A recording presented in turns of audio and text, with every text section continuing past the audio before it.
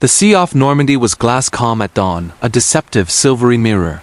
For close, the young spotter in the concrete bunker overlooking Arromanches, the silence was more unnerving than the thunder of the previous day. He swept his binoculars across the horizon, a familiar ritualistic scan. Then he froze. Something was wrong. The sea itself seemed to be rising. Not a wave, not a tide, but a solid shape, a ghost city emerging from the morning mist. Dark angular forms grew where there should only be water. More appeared, and then more, a line of impossible structures stretching for miles. His breath hitched. He lowered the binoculars, rubbing his eyes, but they were still there. A metallic island chain, birthed overnight. He fumbled for his field telephone, his voice a dry whisper. Easiest unglitch. It's impossible. He stared again, the scale defying all logic, all military doctrine. His mind raced, trying to make sense of the steel and concrete leviathans. Sie bauen einen Hafen, he muttered, the words tumbling out in sheer disbelief. They're building a port. Across the channel, the secret had been whispered for months in the clatter of British shipyards and the smoky haze of American welding shops. The codeword, Mulberry. A gamble of unprecedented scale, an engineering miracle born from desperation. In hushed planning rooms, strategists knew the brutal truth. An invasion army marches on its stomach, and without a deep water port, the Allied foothold in France would starve. German high command was certain of it. Their doctrine was clear. Deny the Allies a major port, and the invasion will wither and die on the beaches. Cherbourg, the prize, was a fortress. Its defenders ordered to fight to the last man and demolish every crane, every dock. Capturing it would take weeks, maybe longer. The Normandy beaches themselves were a logistical nightmare, with brutal tides and shifting sands. The whole colossal venture, the fate of the free world, hung by a single fragile thread: supply. And so the impossible was attempted. American Seabees, the can-do construction battalions, worked under blackout curtains, welding massive steel sections that defied conventional design. Grizzled tugboat skippers were handed sealed orders, their destinations a mystery until they were far out at sea. Engineers, fueled by coffee and sheer audacity, sketched structures that had never been built, let alone deployed under enemy fire. They designed a harbor that could be packed up, towed across the world's most treacherous channel, and assembled in the middle of a war zone. Now, on Omaha Beach, an American beachmaster, a lieutenant with salt-caked eyebrows measures time not in hours, but in tides. Each surge of the Atlantic is a deadline, a relentless clock threatening to swamp his beach and halt the flow of men and machines trickling ashore. Every minute counts. 60 miles inland, at the headquarters of the German 7th Army, a staff officer, Hauptmann Richter, pores over a blizzard of fragmented reports. First, the paratroopers, then the landings. And now, this reports of ships being deliberately sunk, of giant concrete boxes being towed into place. The messages are contradictory, chaotic, laced with panic. It makes no sense. An artificial harbor? Built under fire? The idea is ludicrous, a fantasy. But on the water, the fantasy was taking shape. The pieces of the puzzle, each with its own cody name, were converging. First came the Gooseberries' old worn-out merchant ships and warships, sailed into precise lines by skeleton crews. Then, the true titans of Mulberry, the Phoenix caissons.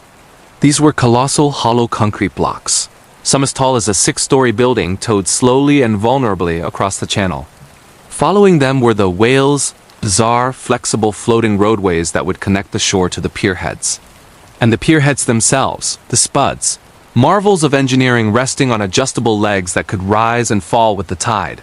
Farther out, the bombardons, massive floating breakwaters, were being anchored to tame the Atlantic swell. As the first tugs nosed the blockships into position, the German shore batteries finally understood.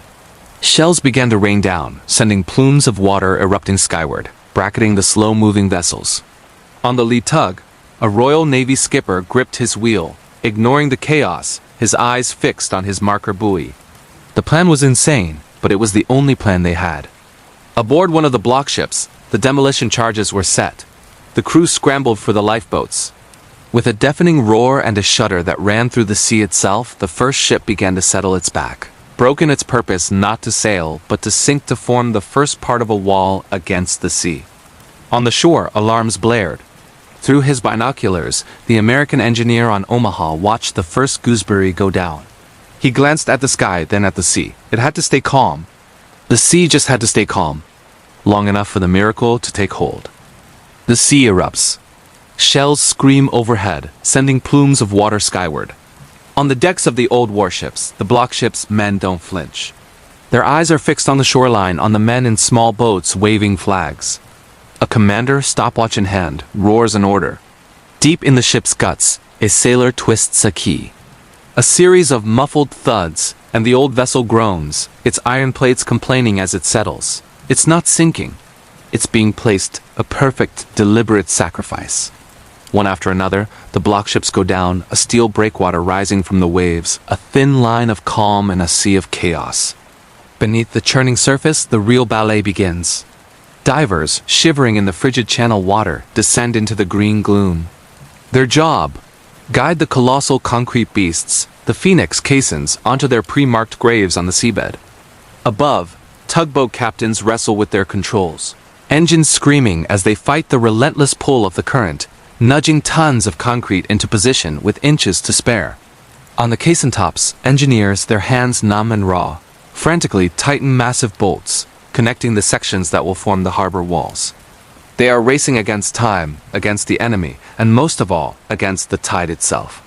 Every calculation, every piece of steel, has to account for the ocean's breadth, a 6-meter rise and fall. If the floating roadways, the whales, don't flex with it, they will tear themselves apart. On the beach, it's organized anarchy. A beachmaster, stripped to the waist, stands silhouetted against the smoke. His signal flags a blur of motion. He's the conductor of this symphony of destruction and creation. He waves in the lumbering landing ship tanks, their huge bow doors yawning open to disgorge men and machines. Rhino ferries, makeshift rafts powered by outboard motors. Shuttle trucks and supplies from deeper draft ships, grounding themselves on the sand before being hauled back out. Bulldozers, their engines roaring a challenge to the artillery, claw at the dunes, carving exit ramps from the soft, shifting shingle. Through it all, medics weave a desperate path, their stretchers laden with the wounded, the red of their crosses a stark contrast to the khaki and gray of the surf. The numbers are staggering, hundreds of tons of supplies hitting the beach every hour. Vehicle after vehicle splashing ashore, forming convoys that snake up the newly cut tracks. Miles away, in a German command post, a staff officer spreads a damp reconnaissance photograph on a map table. He squints. What is this? It looks like floating piers, roads on the water. A senior commander scoffs, waving a dismissive hand. Propaganda. Exaggeration. The Tommies are throwing everything they have at us, even their toys. He turns back to his tactical maps, planning a counterattack. But another officer, younger, paler, leans closer to the photograph. He doesn't say a word, but his eyes widen. He sees not toys, but a logistical miracle. He understands. If the Allies can build a port where none exists, they can supply an army of infinite size. The war is not just on the beach. It's being won out there, on the water. As dusk begins to settle over the Normandy coast, a fragile sense of accomplishment hangs in the air. The shelling has eased to a sporadic, irritable thumping. The first sections of the whale roadway are locked into place, bridging the gap from the pierheads to the shore. A long line of trucks, their engines idling, waits for the signal to be the first to drive across the sea. The lights of welding torches flicker like fireflies along the growing structure. A soldier, pulling his collar tighter against a sudden chill, glances at a small barometer hanging from a tent pole. He frowns. The needle is dropping, fast. Out at sea, the flags on the blockships begin to snap and strain, whipped by an ominous, strengthening breeze. The battle against the enemy might be turning, but the battle against the sea is just beginning. The dawn of June 7th casts a pale light over the coast of Normandy, revealing something impossible. Off Arromanches, a city has risen from the sea. This is Port Winston, the British Mulberry Harbor, a marvel of engineering breathing with the tide. Its massive Spud pierheads, giant steel platforms, lift serenely on their telescopic legs as the sea swells beneath them. They are the heart of this floating port. Connecting them to the shore are the whale roadways, long, flexible steel bridges resting on a chain of beetle pontoons. Watch as they arch and sag with the waves, a metallic serpent writhing, but never breaking. The pontoons, concrete and steel floats, thud gently against each other, a constant, rhythmic percussion. Overhead, cranes swing gracefully, their metallic claws plucking crates of ammunition and supplies from the bellies of cargo ships and placing them onto waiting trucks. This is the symphony of logistics, the sound of an army being fed. Imagine being a young GI stepping off a landing craft onto one of these floating roads for the first time. The ground beneath his feet is solid, yet it moves. It feels like a bridge and a ship at the same time. He looks back at the vast, chaotic sea and then forward to the shore, and for the first time he walks dry-shod from a ship onto French soil. He's not just walking on a pier. He's walking on an idea, on the audacity of a plan that turned the ocean itself into an ally. Meanwhile, in a quiet corner of a command ship, a British engineer, his hands stained with grease and ink, nervously fingers a crumpled note. It's covered in complex calculations, wave loads, stress tolerances, metal fatigue. He's one of the minds behind the whale's flexible couplings, the crucial joints that allow the roadway to bend without snapping. He's done the math 1,000 times, but out here, with the relentless push of the Atlantic, mathematics feels fragile. He watches the roadway undulate and prays his numbers hold. Every piece has a purpose. Further out to sea, the giant Bombardier breakwaters rock and absorb the first shock of the ocean waves. Closer in, a line of immense concrete phoenix caissons towed across the channel, and sunk in place, form a solid wall, a man-made reef that turns the churning sea into a calm lagoon. This isn't just construction, it's architecture on a marine scale. The sea has been tamed, organized, and put to work. A few miles to the west, off Omaha Beach, the Americans are in a desperate race to build their own mulberry. The scene is more chaotic. The components are the same, but the sea is less forgiving here. Reports crackle over the radio. Pierheads are struggling to find stable footing on the uneven seabed. The causeways are fighting a vicious chop that threatens to tear them apart. Rhino ferries, self-propelled barges, buck and heave as they shuttle men and vehicles ashore, their flat bottoms slapping hard against the waves. From the cliffs above, German artillery spotters stare in disbelief. They try to range their guns on these strange seaborne structures, but as soon as they fire, their positions are smothered by the colossal power of Allied naval gunfire. Battleships and cruisers unleash a storm of steel, and the German batteries fall silent. Smoke screens drift across the water like morning fog, obscuring the targets, while gulls wheel and cry overhead, indifferent to the human drama below. One German officer, scribbling in his diary that night, captured the feeling of awe and dread. "The enemy unloads in weather we considered impossible," he wrote. There was no melodrama, just a stark admission of an unbelievable reality. They were not just fighting an army. They were fighting an industrial titan that could build a harbor in the middle of a war zone. On the beaches, a complex mix of emotions hangs in the air. Exhaustion is etched on every face. Fear is a constant companion, a low hum beneath the noise of engines and shouting. But there's also a palpable sense of wonder. The sheer scale of the operation is breathtaking. The logistics are mind-numbing in their precision. Thousands of tons of supplies are coming ashore every day. Tanks, their tracks clattering on the steel roadways, roll onto French soil.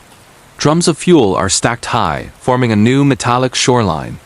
As the day ends, the American beachmaster at Omaha stands near the water's edge, his face tired but resolute. He watches the endless line of ships silhouetted against the setting sun. His gaze drifts west, toward the open Atlantic.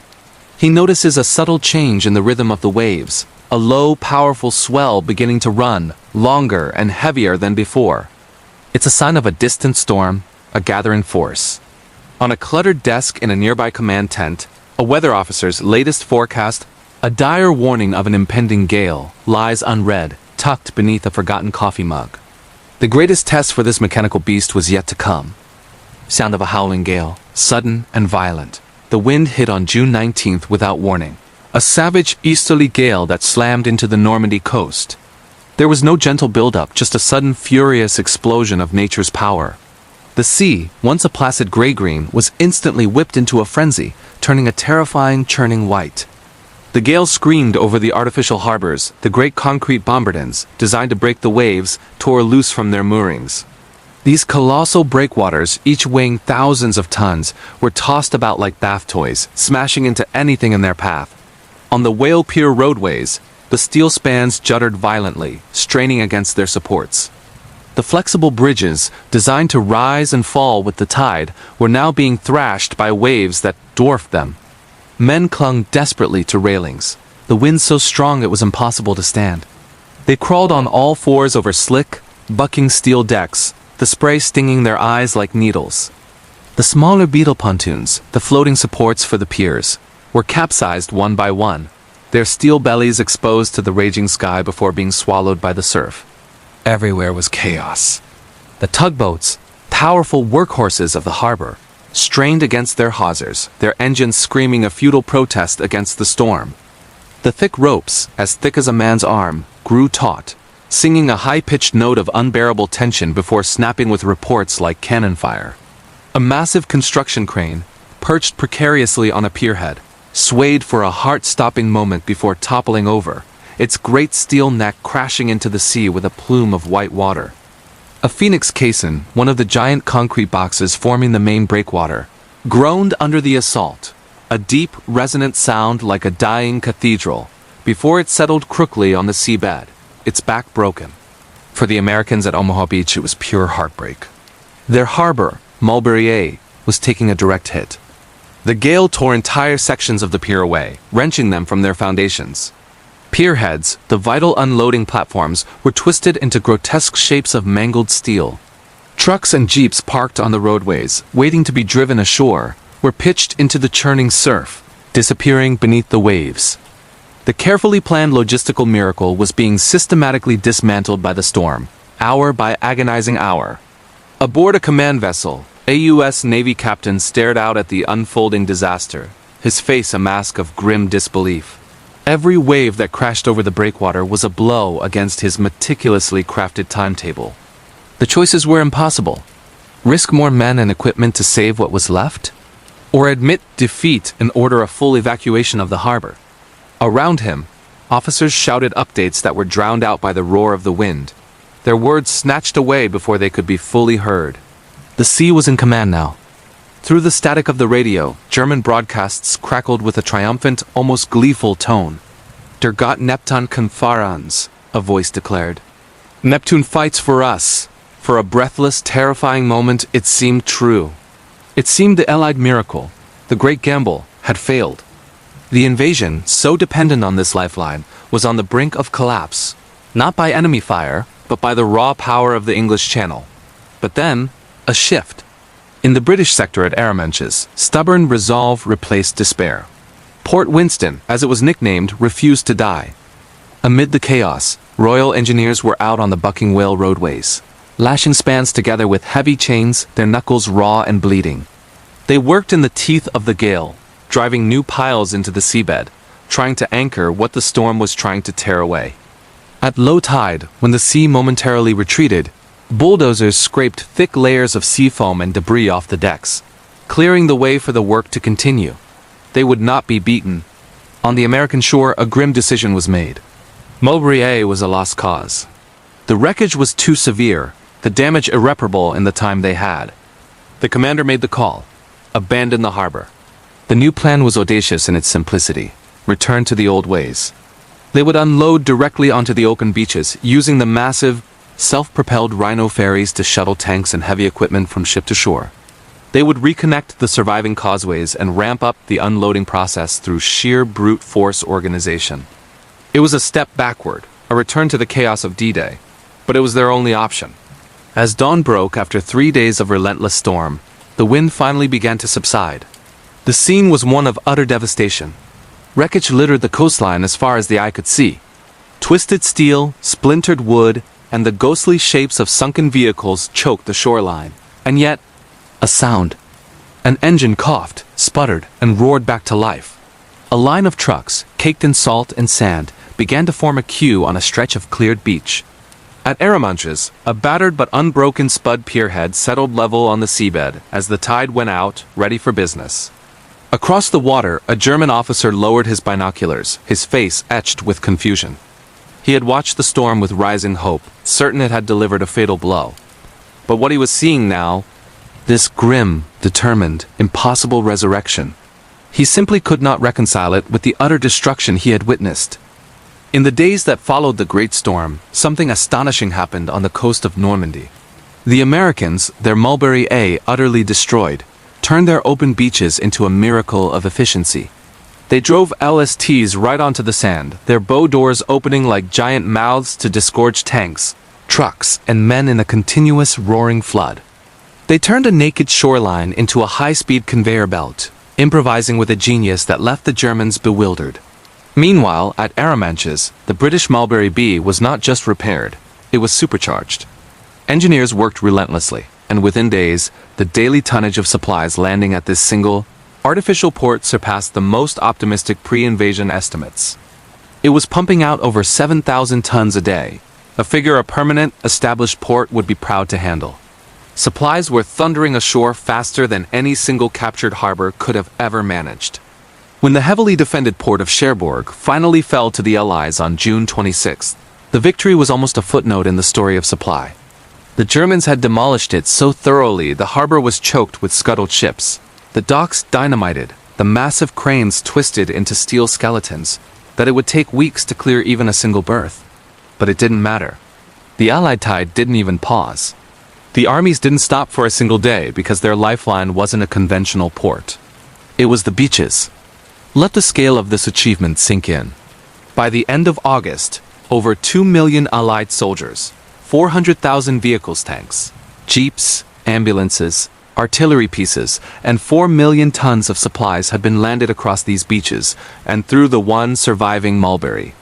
An entire invasion force, one of the largest in history, was being fed, fueled, and armed across a man-made sea gateway and stretches of open sand, defying both German guns and the wrath of the Atlantic itself. The German high command was paralyzed by disbelief. In post-war interrogations, captured officers spoke of it with a kind of baffled awe. Their entire defensive strategy was built on a simple, logical assumption. A modern army needs a deep water port. Without one, any invasion would wither and die. They had prepared for an attack on a port, or for an invasion that would fail on the beaches. They never conceived of a third option, that the Allies would simply bring their own port with them. As one German general put it, a harbor appeared where none had existed, was destroyed by nature itself, and was then simply rebuilt, as if by magic. This was a story of human ingenuity, written in concrete and steel. You can almost see them. The American beachmasters, sleeves rolled up, watching a column of Sherman tanks roll off a floating rhino ferry and onto a steel mesh road as if it were a city street back home. The British Royal Engineer, exhausted but proud, finally grabbing a few hours of sleep, the hum of the causeway couplings a lullaby of victory. And somewhere in a German command bunker, a staff officer looks at the supply figures and realizes the horrifying truth. This war would not be won by shock tactics or superior tanks. It would be won by logistics. It would be won by the side that could move more beans, bullets, and gasoline. The Mulberry Harbor wasn't a clever trick. It was industrial imagination made real. It was a monumental refusal to accept the limitations of geography. It was a testament to the idea that the greatest obstacles can be overcome not just by fighting harder, but by thinking bigger. So often, when we study history, we focus on the clash of armies on the front lines. But the real hinge moments, the pivots upon which victory and defeat truly turn, are often these silent, logistical miracles happening just behind the scenes. They are the untold stories that truly shape our world. If you want to discover more of these hidden stories from World War II, please consider subscribing to the channel. Thank you for watching.